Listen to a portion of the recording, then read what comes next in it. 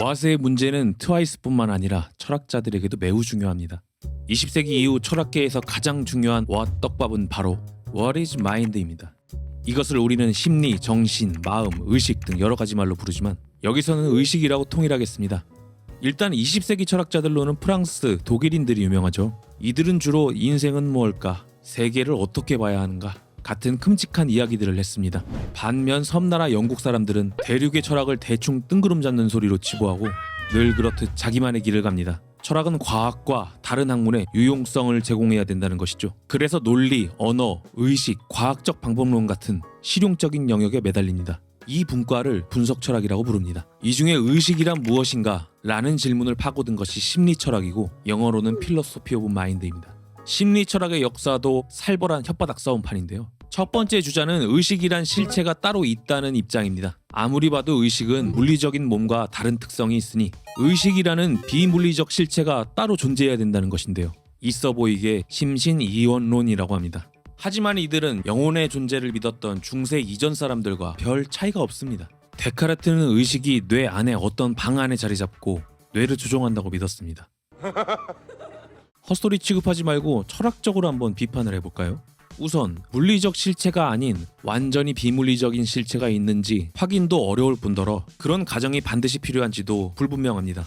결정적으로 우리 몸과 의식은 상호작용하는데 완전히 비물리적인 의식이 어떻게 물리적 신체에 영향을 주고받는지 설명할 수 없습니다. 다음 팀은 심신동일론자들입니다. 이과에 가까운 이들은 의식의 작용은 모두 두뇌에서 일어난 물리적 작용으로 봅니다. 과학이 발달하지 않았을 때나 영혼 같은 존재를 상정하고 믿는 것이라고 문진들을 두들겨 패는데요. 그러니까 통증이라는 의식작용은 영혼이 몸부림을 치는 게 아니라 뇌 스캔을 통해 보니 C신경섬유의 자극일 뿐이라는 거죠. 이건 어떻게 비판할 수 있을까요? 알파고는커녕 컴퓨터도 없던 시절이건만 철학자들은 또 오지는 뇌피셜 실력을 발휘합니다. 만약 인간과 의사소통이 가능한 외계의 지적 생명체가 있다고 봅시다. 혹은 미래의 인간과 완전 똑같이 사고하는 사이보그가 탄생했다고 보죠. 당연히 외계인이나 사이보그는 인간과 뇌 구조가 다르겠죠. 통증을 느낄 때 C신경섬유의 자극 대신에 다른 일이 벌어질 것입니다. 그런데 단순히 뇌 구조가 다르다고 이들에게 의식이 없다고 할 수 있을까요? 지독한 문과형과 이과형 사이에서 절충안을 내세운 인싸들이 바로 기능주의자들입니다. 의식이 실체가 있는지 뇌의 작용일 뿐인지 모르겠고 중요한 것은 의식의 기능이라는 거죠. 이제 통증은 영혼의 몸부림도 C신경섬유의 자극도 아니고 신체 손상의 원인과 신체를 분리시켜 우리 몸을 지키는 내적 상태라고 정의할 수 있습니다.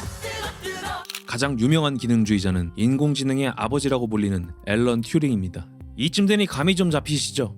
인공지능은 앞에 두 입장으로 봤을 때 의식을 가질 수 없습니다. 영혼도 없고 인간과 같은 뇌도 없으니까요. 그런데 기능주의자들이 봤을 때는 가능성이 있죠. 튜링이 이 정도면 인공지능도 의식이 있다고 봐야 한다 라고 주장한 방법이 바로 튜링 테스트입니다. 간단합니다. 피실험자가 인공지능, 사람과 차례로 채팅을 해서 이 둘을 제대로 구분하지 못한다면 인공지능에도 의식이 있다고 인정해줘야 된다는 거죠. 알파고는 바둑에 있어서는 튜링 테스트를 통과하겠지만 점심 메뉴 좀 추천해달라는 간단한 질문에도 들통이 날 겁니다. 그런데 만약 바둑도 적당히 두고 기가 막히게 소개팅 점심 메뉴까지 추천해줄 수 있는 인공지능이 출연한다면 의식이 있다고 해야 될까요? 존 썰이라는 미국 철학자가 내놓은 중국어방 논증이 있습니다.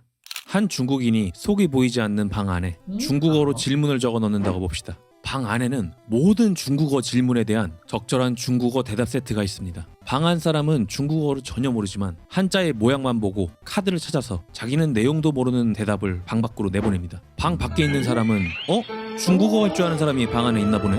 라고 생각하겠죠. 그런데 방 안의 사람은 실제로 중국어를 이해한 것이 아니라 단순히 같은 모양 찾기를 해냈을 뿐입니다. 이 이상한 가정의 원리는 인공지능의 원리와도 같습니다. 그러니까 인공지능이 완벽하게 튜링 테스트를 통과한다고 해도 의식이 있다고 할 수는 없다는 것입니다. 제 친구 만석이가 추천해준 소개팅 메뉴는 진심 어린 우정이 들어가 있겠지만 인공지능이 알려준 메뉴는 알고리즘에 의한 것일 뿐이겠죠.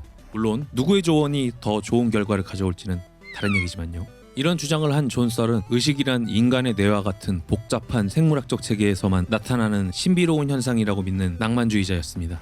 비록 상습 성추행범으로 밝혀졌지만요. 여러분의 생각은 어떠신가요? 재밌게 보셨다면 좋아요 한 번만 부탁드리겠습니다.